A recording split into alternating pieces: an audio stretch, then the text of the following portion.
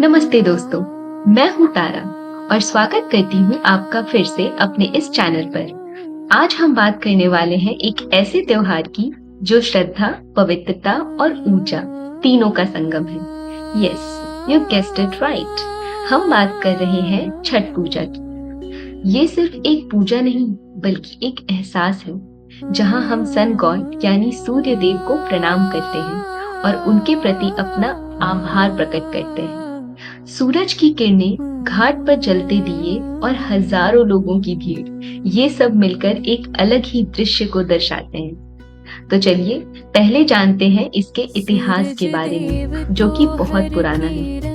ऋग्वेद में भी सूर्य देव की उपासना का उल्लेख मिलता है, जहां उन्हें जीवन और ऊर्जा का मूल मानक माना गया है।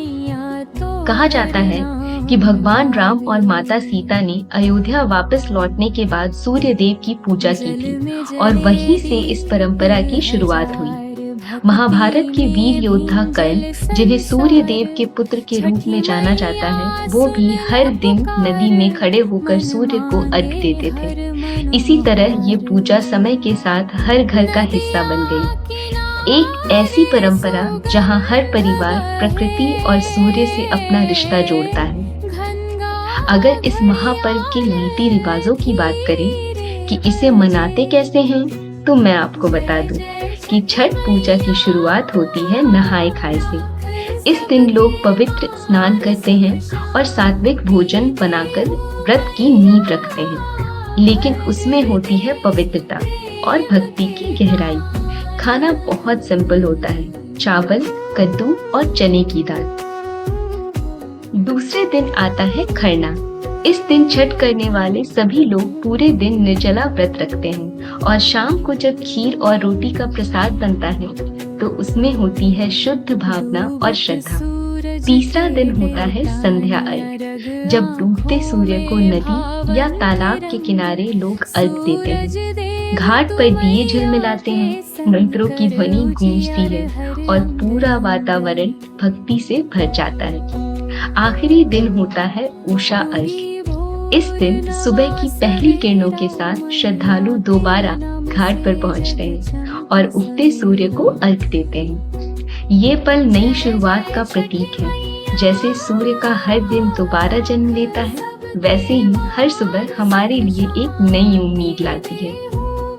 और अर्घ्य वाले इन 2 दिनों की सबसे मजेदार घड़ी होती है घाट तक पहुंचने की, which I personally like the most।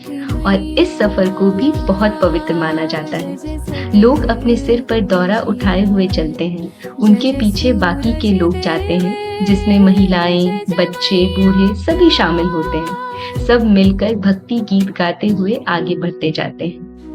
उन दौरों में सिर्फ फल और प्रसाद नहीं होते, बल्कि हर घर की आस्था, विश्वास और प्रार्थना होती है। हर कदम में भक्ति होती है, हर चेहरे पर शांति होती है और हर सांस में एक ही नाम, छठी मैया का आशीर्वाद। छठ पूजा हमें ये सिखाती है कि असली आस्था वही होती है जो सादगी और पवित्रता में बसती है।